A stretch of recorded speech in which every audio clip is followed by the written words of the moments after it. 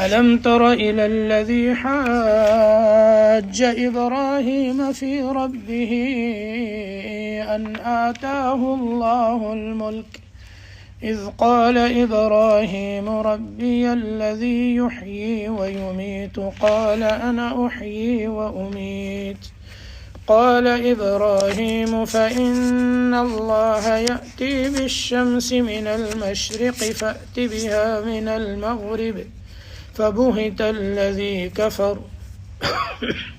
واللہ لا يهدي القوم الظالمین۔ تیسرا سپارہ ہے، تیسرے سپارے کا دوسرا رکوع۔ پچھلے درس میں آپ نے آیت الکرسی، اس کی فضیلت کے بارے میں سماعت فرمایا تھا۔ یہاں سے اللہ رب العزت حضرت ابراہیم علیہ السلام کے قصے کو بیان فرماتے ہیں جو نمرود کے ساتھ پیش آیا۔ نمرود یہ وہ شخص تھا جس کو اللہ نے پوری دنیا کی بادشاہت دی تھی۔ علماء فرماتے ہیں کہ 4 بادشاہ یعنی 4 لوگ ایسے ہیں جنہیں اللہ نے پوری دنیا کا بادشاہ بنایا، 2 مسلمان اور 2 کافر۔ مسلمانوں میں ایک تو ذوالقرنین ہے اور ایک حضرت سلیمان علیہ السلام، اور کافروں میں نمرود اور بخت نصر، یہ وہ ہیں کہ جنہیں اللہ نے پوری دنیا کا بادشاہ بنایا۔ نمرود کو اللہ نے بادشاہت دی تو اس نے خدائی کا دعویٰ کیا، اور یہ وہ پہلا شخص ہے جس نے خدائی کا دعویٰ کیا۔ فرعون نے بھی کیا تھا، یہاں نمرود نے کیا، یہ پہلا تھا جس نے خدائی کا دعویٰ کیا۔ اس آیت میں اسی کا ذکر ہے کہ ابراہیم علیہ السلام نے جب ان کے بتوں کو توڑا اور نمرود نے پھر انہیں جیل میں ڈالا اور جیل سے بلایا اور اس کے بعد پوچھا کہ آپ کا رب کون ہے، تو ابراہیم علیہ السلام نے فرمایا ربی الذی یحیی و یمیت، میرا رب وہ ہے جو زندہ کرتا ہے اور موت دیتا ہے۔ اور بعض روایات میں آتا ہے کہ آگ میں ڈالنے کے بعد، یعنی تفسیری روایات ہیں کہ جب حضرت ابراہیم علیہ السلام کو آگ میں ڈالا گیا، یہ آپ جانتے ہیں کہ انہوں نے، ابراہیم علیہ السلام موحد تھے، قوم مشرک تھی، بت پرست تھی، انہوں نے بتوں کو توڑا اور پھر اس کے بدلے میں انہیں آگ میں ڈالا گیا۔ اس کے بعد تو تفسیری روایات میں یہ آتا ہے کہ جب ابراہیم علیہ السلام کو آگ میں ڈالا گیا، آگ میں ڈالنے کے بعد اس قوم کے اوپر قحط پڑا اور لوگ غلہ لینے نمرود کے پاس آتے تو وہ سب سے پہلے ان سے پوچھتا تمہارا رب کون ہے، اور جو شخص یہ کہتا کہ میرا رب تو ہے اس کو تو وہ غلہ دے دیتا، اور جو انکار کرتا اس کو نہ دیتا۔ ابراہیم علیہ السلام بھی اس کے پاس آئے تو نمرود نے کہا کہ آپ کا رب کون ہے، تو حضرت ابراہیم علیہ السلام نے فرمایا میرا رب وہ ہے یحیی و یمیت، جو زندہ کرتا ہے اور موت دیتا ہے۔ اس نے غلہ دینے سے انکار کیا اور ابراہیم علیہ السلام واپس آئے تو راستے میں ریت کا ایک ٹیلا تھا، اس ٹیلے کے پاس سے گزرے تو انہوں نے اپنے اس تھیلے کے اندر ریت کو بھر لیا تاکہ گھر والے دیکھ کر کچھ تسلی کریں، انہیں کچھ تسلی تو ہو۔ جب وہ گھر پہنچے تو اس تھیلے کو انہوں نے اسی طرح رکھ دیا اور جا کر سو گئے۔ ان کی اہلیہ محترمہ حضرت سارہ علیہ السلام جو ہے یہ تشریف لائیں، انہوں نے جب اس تھیلے کو کھولا تو اس کے اندر سے بہترین غلہ نکلا۔ انہوں نے جو ہے وہ روٹی پکائی، کھانا بنایا، اور اس کے بعد ابراہیم علیہ السلام بیدار ہوئے تو ان کو پیش کیا۔ ابراہیم علیہ السلام نے فرمایا یہ کہاں سے آیا؟ تو اہلیہ نے بتایا آپ ہی تو لے کے آئے تھے۔ حضرت ابراہیم علیہ السلام سمجھ گئے اور اللہ تعالیٰ کا شکر ادا کیا۔ تو اس واقعے کے اندر اسی کا ذکر ہے، الم تر الی الذی حاج ابراہیم فی ربہ، کیا آپ کو اس شخص کا قصہ معلوم نہیں کہ جس نے ابراہیم علیہ السلام سے جھگڑا کیا، بحث و مباحثہ کیا ان کے رب کے بارے میں، ان آتاہ اللہ الملک، اس وجہ سے اس نے جھگڑا کیا کہ اللہ نے اس کو بادشاہت دی تھی. اب جب اللہ نے اسے بادشاہت دی، اس کا تقاضا کیا تھا کہ وہ اللہ تعالیٰ کا شکر ادا کرتا کہ اللہ نے اس کو اتنی نعمت سے نوازا. لیکن اس نے کیا کیا؟ خود رب ہونے کا دعویٰ کر لیا. تو اللہ فرماتے ہیں کہ اس کو اللہ نے بادشاہت دی. اذ قال ابراہیم ربی الذی یحیی و یمیت، جب اس نے کہا جب ابراہیم علیہ السلام نے یہ فرمایا کہ میرا رب وہ ہے جو زندہ کرتا ہے اور موت دیتا ہے. ابراہیم علیہ السلام سے اس نے پوچھا کہ آپ کا رب کون ہے؟ تو ابراہیم علیہ السلام نے بتایا قال انا احیی و امیت، اس نے کہا کہ میں بھی زندہ کرتا ہوں اور موت دیتا ہوں، مارتا ہوں. اس نے کیا کیا؟ 2 شخصوں کو بلایا، جیل میں سے جو مجرم تھا اس کو آزاد کر دیا اور بے گناہ کو قتل کر دیا، اور کہا کہ دیکھو یہ میں بھی زندہ کرتا ہوں، اس کو میں نے زندہ چھوڑ دیا، اس کو مار دیا. تو موت اور زندگی یہ تو میں دیتا ہوں. اب وہ موت اور زندگی کی حقیقت کو نہیں سمجھا، یا یہ ہے کہ وہ اللہ کی ذات کا ہی منکر تھا، اللہ کے وجود کا منکر تھا. ابراہیم علیہ السلام نے دوبارہ اس سے اس بات پر بحث نہیں کی، بلکہ ابراہیم علیہ السلام دوسری دلیل لے کے آئے. وہ کیا؟ قال ابراہیم فإن اللہ یأتی بالشمس من المشرق، ابراہیم علیہ السلام نے فرمایا بے شک اللہ وہ ہے، یعنی میرا اللہ وہ لاتا ہے سورج کو مشرق سے.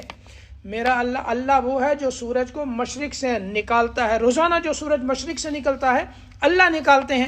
فأتی بها من المغرب، تو اسے مغرب سے نکال دے، یعنی کسی ایک دن تو سورج کو مغرب سے نکال دے. اگر تو یہ سمجھتا ہے کہ سارا کچھ تیرے کنٹرول میں ہے، تو معبود ہے، سب کچھ تو کر سکتا ہے، تو نکال سورج کو مغرب سے. اللہ تو وہ ہے جو سورج کو مشرق سے نکالتا ہے. فَبُهِتَ الَّذِي كَفَرَ، تو ششدر اور متحیر رہ گیا وہ جو کافر ہے، یعنی یہ حیران ہو گیا نمرود، جواب نہ دے سکا. اور وہ یہ جواب دے سکتا تھا کہ مشرق سے سورج تو میں نکالتا ہوں، تو اپنے رب سے کیا وہ مغرب سے نکال کے لے آئے. اس نے یہ نہیں کہا، کیوں؟ وہ جان چکا تھا. ایک تو آگ میں ابراہیم علیہ السلام کو جب ڈالا اور کئی دن تک وہ آگ میں رہے، اور اس کے بعد جب وہ آگ سے نکلے تو اسی وقت اس کو یقین ہو گیا تھا کہ ابراہیم کا رب بڑا زبردست ہے. اگر وہ یہ کہتا کہ تو اپنے رب سے کیا سورج مغرب سے نکال دے، مشرق سے تو میں نکالتا ہوں، ابراہیم علیہ السلام دعا کرتے اور اللہ سورج مغرب سے نکال دیتے. اس کو یقین تھا اور اس نے کہا کہ نکل آئے گا سورج مغرب سے، پھر کیا ہوگا، میرا تو سب کچھ جو ہے وہ اسی طرح رہ گیا. تو وہ خاموش ہو گیا. فَبُهِتَ الَّذِي كَفَرَ وَاللَّهُ لَا يَهْدِي الْقَوْمَ الظَّالِمِينَ، اور اللہ ایسے بے انصافوں کو اللہ راہ نہیں دکھاتے. الظالمین جو بے انصاف ہیں، نا انصافوں کو اللہ راہ نہیں دکھاتے. اسی طرح نمرود نے ابراہیم علیہ السلام سے یہ کہا کہ میں اپنا لشکر بلاتا ہوں، تو اپنے رب سے کہا وہ بھی اپنا لشکر بلائے اور آپ میرے ساتھ جو ہے وہ جنگ کرے، دیکھتے ہیں کون غالب آتا ہے. ابراہیم علیہ السلام نے اس سے کہا، یہ تفسیری روایات ہیں، کوئی مستند حدیث یا قرآن پاک کے حوالے نہیں ہے. تو ابراہیم علیہ السلام نے اس سے کہا تو اپنا لشکر بلا لے، میرا رب لشکر لے آئے گا. اس نے اپنا پورا وہ لشکر جمع کیا. تو اللہ پاک نے، اللہ تو قادر ہے ہر چیز پر، جس طرح ہاتھی والوں کے اوپر اللہ نے ابابیل کے ذریعے سے کنکر گرائے جو کعبہ کو گرانے آیا تھا ابرہا کا لشکر، اور اس کو تباہ کیا، تو اللہ اس کے اوپر مچھروں کو لے کے آئے. مچھروں کے وہ لشکر آیا اوپر سے، اور پھر ان مچھروں نے اس کے لشکر کو نوچنا شروع کیا اور سب کو ختم کر دیا. اور ایک مچھر نمرود کی ناک سے گھسا اس کے دماغ میں چلا گیا اور اس کے دماغ کو اس نے کھانا شروع کیا. یہ اللہ کی قدرت. اب وہ کیا کرتا کہ جب اس کا دماغ کو کھاتا، اس کو اطمینان سکون تو تھا نہیں، تو اس نے ڈیوٹی لگائی ہوئی تھی کہ اس کے سر پہ جوتے مارتے رہیں، اور لوگ اس کے سر کے اوپر جوتے مارتے رہتے تو کچھ دیر وہ اطمینان کی حالت میں رہتا، اور پھر وہی حالت شروع ہو جاتی، اور اسی مچھر کے ذریعے سے اللہ نے اس کو موت دی. اب ظاہر ہے جب ابراہیم علیہ السلام نے یہ کہا کہ میرا اللہ مارتا ہے، زندہ کرتا ہے، پھر مشرق سے سورج کو لاتا ہے تو مغرب میں ڈبوتا ہے، تو مغرب سے لیا، مشرق میں لے جا اس کو. تو یہ جو ابراہیم علیہ السلام نے توحید کی دلیل پیش کی، ظاہر ہے اس کے بعد علماء یہ فرماتے ہیں اس کو دعوت دی ہوگی ابراہیم علیہ السلام نے، اس لیے کہ ایک اللہ کو مان، جب اللہ کی وحدانیت ثابت ہو چکی ہے، اللہ وحدہ لا شریک ہے، تو اس اللہ پر ایمان لے کے آ۔ کیوں؟ اس لیے کہ ایمان لائے گا تو اللہ تجھے جنت دیں گے، اور اگر اسی حالت میں مر گیا تو جہنم میں جائے گا۔ تو اس نے کہا کہ تو مجھے جنت یا جہنم میں کیا پہنچائے گا، میں تجھے خود جہنم میں ڈالتا ہوں۔ تو اس نے پھر جو ہے وہ آگ جلوائی، اور آگ جلا کر جو ہے ابراہیم علیہ السلام کو آگ میں ڈال دیا، کہا کہ تو دوزخ میں ہے، اور اپنی فوجوں کو کہا میرے لیے جنت بناؤ۔ تو نمرود نے دنیا ہی کے اندر جنت بنائی تھی جس میں ہر طرح کی راحت کی چیز موجود تھی، لیکن جب دروازے پہ پہنچا تو اس کی موت آ گئی، اس جنت کو دیکھ نہ سکا۔ تو ابراہیم علیہ السلام نے کہا میرا اللہ وہ ہے جو سورج کو مشرق سے نکالتا ہے تو اسے مغرب سے نکال دے۔ فبہت الذی کفر، تو یہ کافر جو ہے وہ متحیر رہ گیا۔ واللہ لا یہدی القوم الظالمین، اللہ بے انصافوں کو ہدایت نہیں دیتے۔ او کالذی مر علی قریۃ وہی خاویۃ علی عروشها، یا کیا آپ کو اس شخص کا قصہ معلوم نہیں، یا اس قصے کی حقیقت آپ کو معلوم ہے کہ جو وہ شخص کے جو گزرا ایک بستی پر، وہی خاویۃ علی عروشها، اور وہ بستی اپنی چھتوں پر گری پڑی تھی، یعنی وہ بستی ایسی تھی کہ اس کی چھتیں گر گئی تھی اور نیچے سے دیواریں بھی گر کر وہ بالکل مٹی ہو چکی تھی۔ اچھا، اس آیت کے اندر ایک ایسا واقعہ اللہ پاک بیان فرماتے ہیں کہ ایک شخص جب ایک بستی کے پاس سے گزرا اور اس کو ویران دیکھا تو دل میں تعجب کیا کہ اس بستی کو اللہ کیسے دوبارہ آباد کریں گے، زندہ کریں گے، یا اس بستی والے جو مر گئے ہیں انہیں دوبارہ اللہ کیسے زندہ کریں گے۔ اب یہ کون تھے کہ قرآن پاک نے اس کی وضاحت نہیں کی، اور مستند روایات میں، احادیث میں اس کی صراحت نہیں، لیکن مفسرین کا جو راجح قول ہے وہ یہ فرماتے ہیں کہ یہ حضرت عزیر علیہ السلام تھے۔ حضرت عزیر علیہ السلام اس بستی پر گزرے۔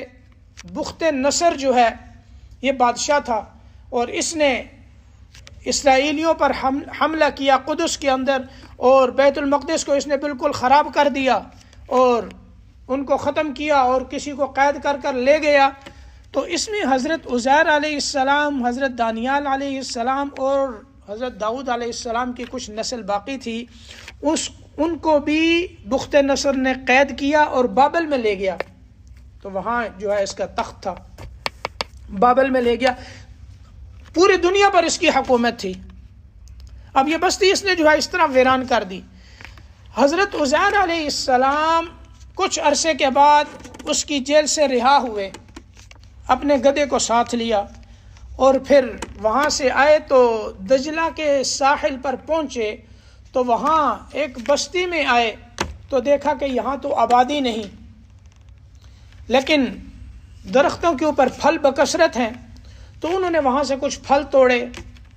مفسرین نے ذکر کیا ہے کہ انجیر کے جو ہے انہوں نے وہ توڑی، اور پھر انگور کا عرق نکال کر اس کو پیا، اور وہ پھل جو ہے انجیر اپنے پاس ساتھ بھی رکھ لی، اور عرق کے جو انگور کا عرق تھا وہ بھی پاس رکھ لیا، برتن میں سنبھال لیا، اور پھر گدھے پر بیٹھے تو اس بستی کو دیکھا کہ یہ بستی جو ہے اس طرح ویران ہے۔ آگے چل کر ایک بستی پر گزر ہوا تو دیکھا یہ بستی بڑی ویران ہے، تو تعجب ہوا کہ اللہ اسے کیسے آباد کریں گے، یعنی یہ بستی بھی آباد ہوگی، یا یہ ہے کہ اس کے رہنے والے کیا دوبارہ زندہ ہوں گے، یا یہ بستی دوبارہ زندہ ہو سکتی ہے قیامت کے دن۔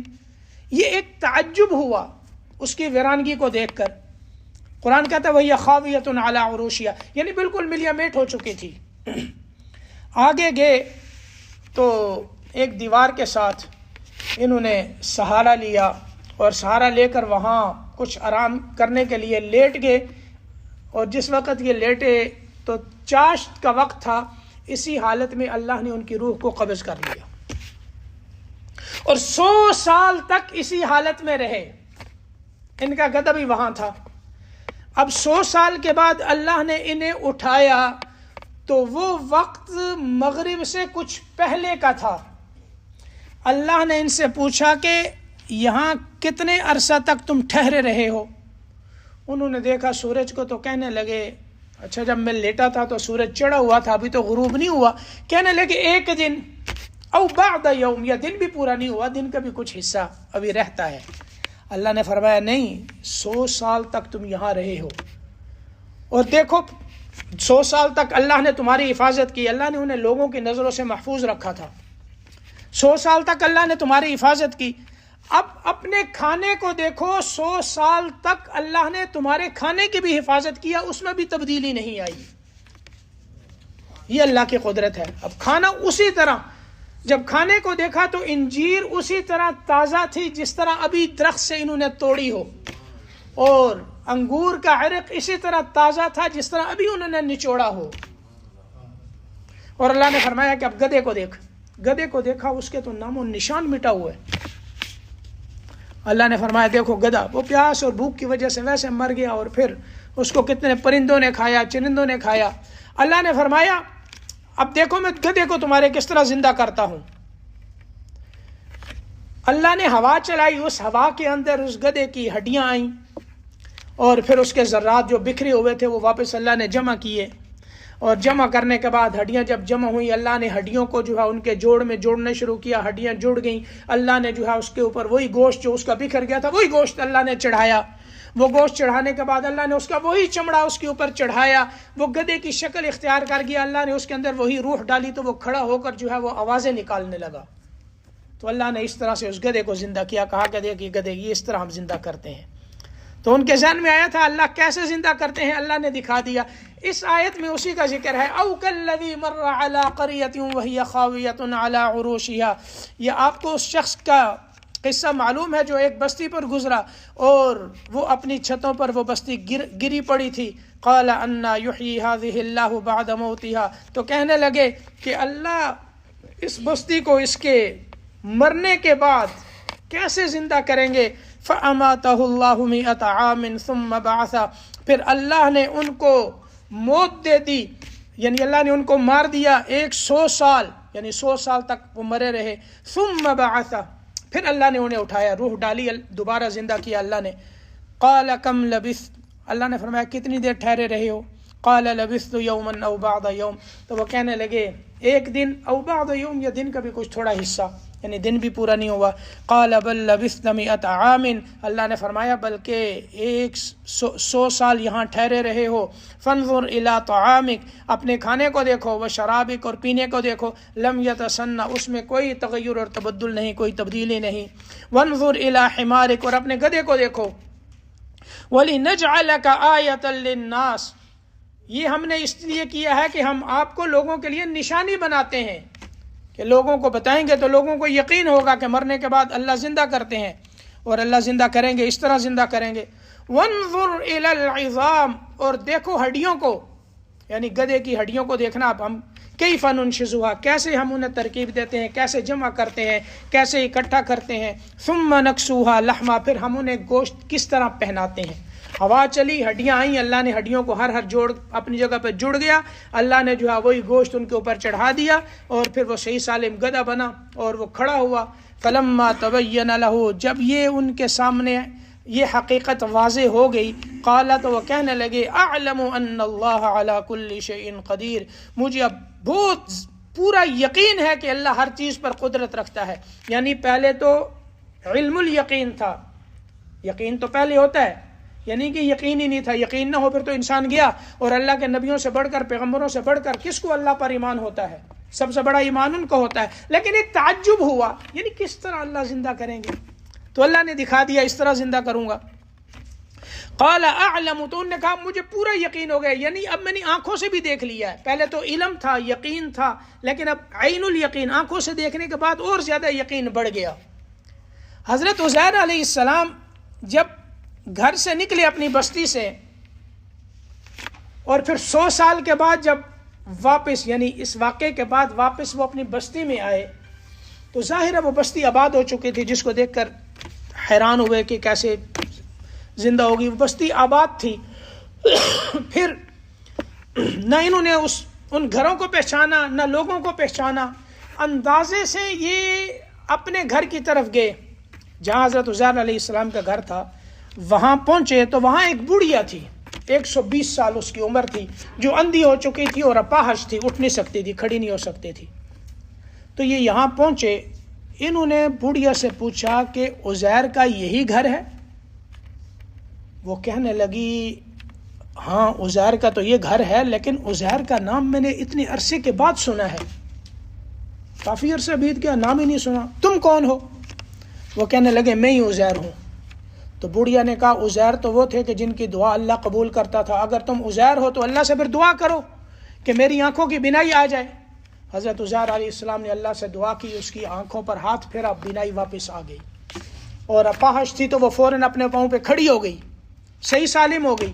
اس نے دیکھا اور دیکھنے کے بعد کہا کہ میں گواہی دیتی ہوں کہ بے شک آپ عزیر ہیں۔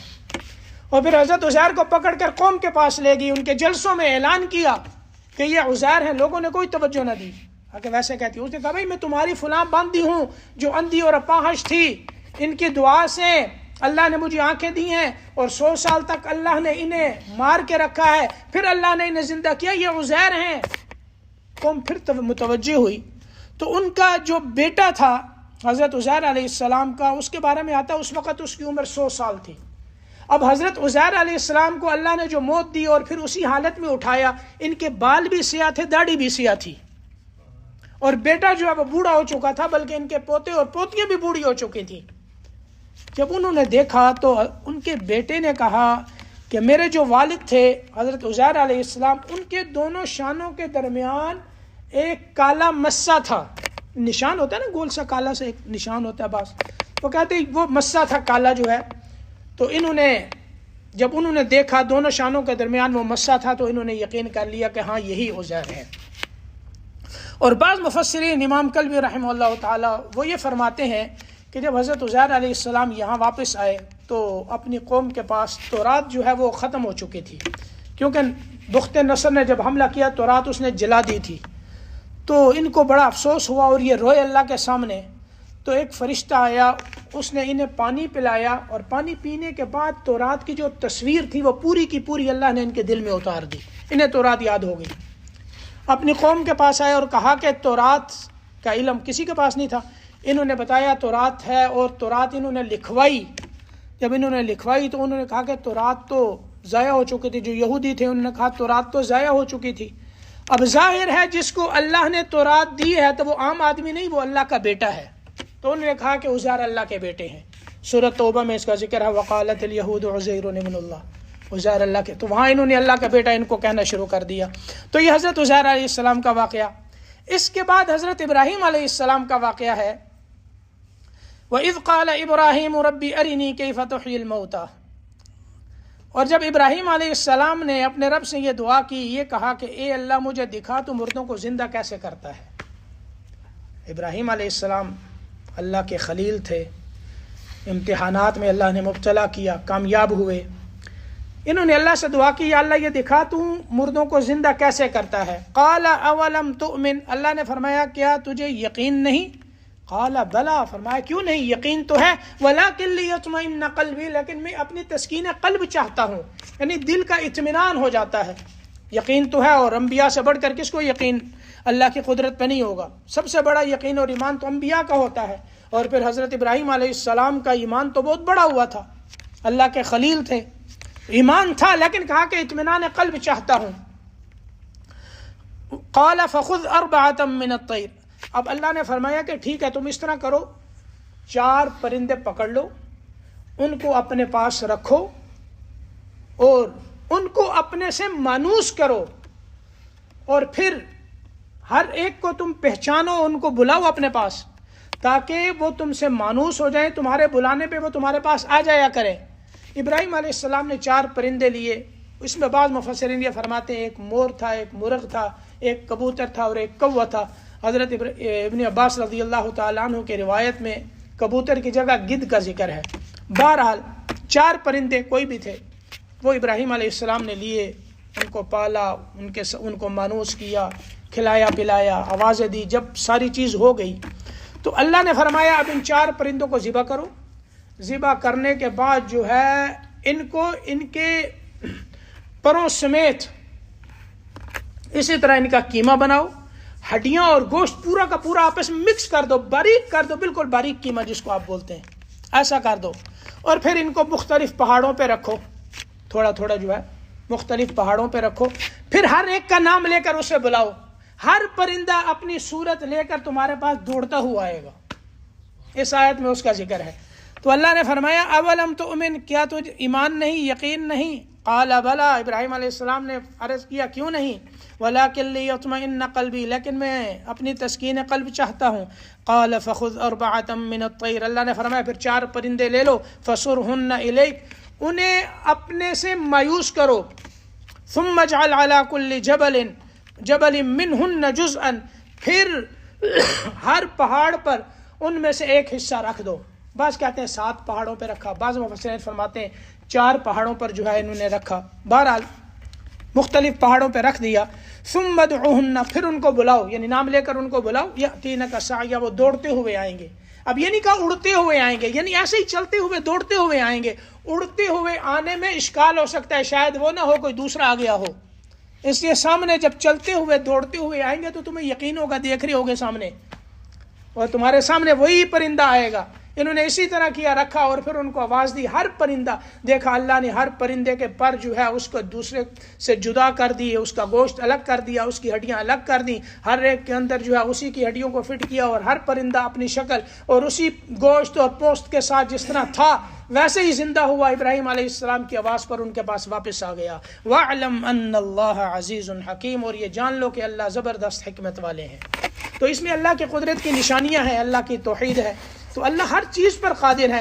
اسی طرح اللہ قیامت کے دن زندہ کریں گے، جس طرح انسان مرتا ہے، مرنے کے بعد اس کے ذرات بکھر جاتے ہیں۔ اب آپ دیکھیں قبر میں گیا، قبر کے نشانات ختم ہو گئے، مٹی مٹی میں مل گئی، نیچے کی اوپر آ گئی، اوپر کے نیچے چلی گئی، اور اس کے جسم کو مٹی نے کھا لیا، اس کے اوپر ہوائیں چلی اور وہ ذرات ہواؤں نے اٹھایا، پتہ نہیں کہاں سے کہاں بکھیر دیا، پھر وہاں سے اور ہوائیں چلی، اس ذرے نے اس کو اٹھایا، پھر کہاں بکھیر دیا۔ ہمارا ذرہ کہاں سے کہاں چلا جائے گا، کہاں پہنچ جائے گا؟ قیامت کے دن اللہ اسی طرح زندہ کریں گے، ہر ذرے کو اللہ جمع کریں گے۔ تو جو اللہ نے وجود ہمیں دنیا میں دیا ہے، اسی وجود کے ساتھ، حتیٰ کہ قرآن کہتا ہے کہ اللہ جب اٹھائیں گے، یہ جو انگلیاں ہیں، ان انگلیوں کے اندر آپ فنگر کرواتے ہیں، ہر انسان کا فنگر اس جو ہے وہ دوسرے سے جدا ہے، اس کے خطوط جو ہے وہ کسی سے نہیں ملتے۔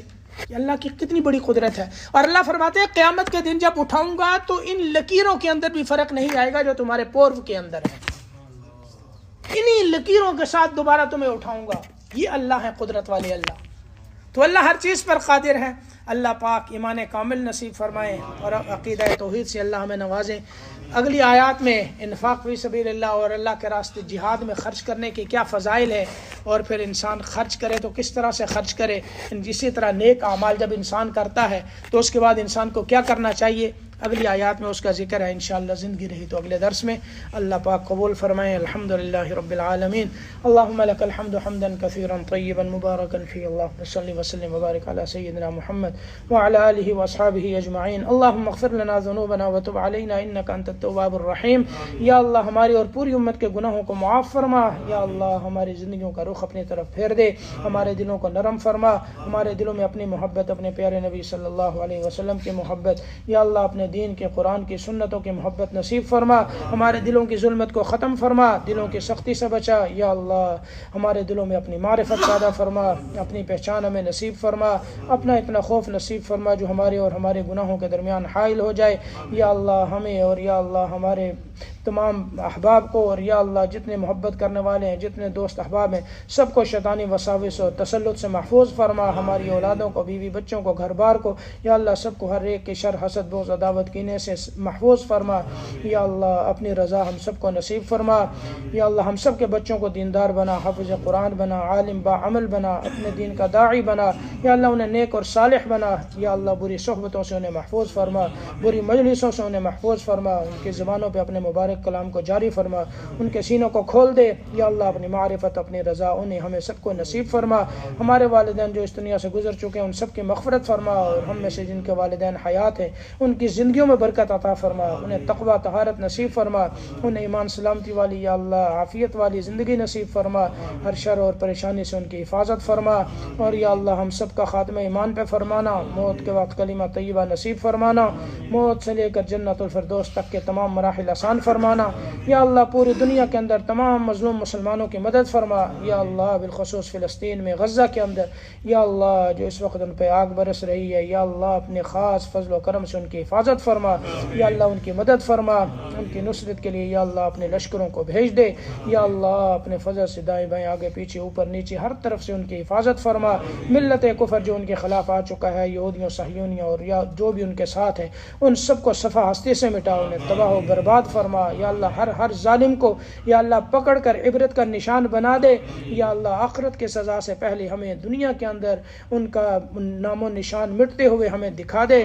یا اللہ ان کے قدموں کے نیچے سے زمین کو کھینچ لے، یا اللہ انہیں زمین میں دھسا دے، ثمود اور عاد کی طرح یا اللہ قوم ثمود قوم عاد کی طرح انہیں تباہ و برباد فرما۔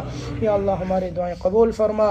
ربنا تقبل منا انك انت السميع العليم وتب علينا انك انت التواب الرحيم وصلى اللهم وسلم وبارك على سيدنا ومولانا محمد وعلى آله واصحابه اجمعين برحمتك يا ارحم۔ جزاك الله خير۔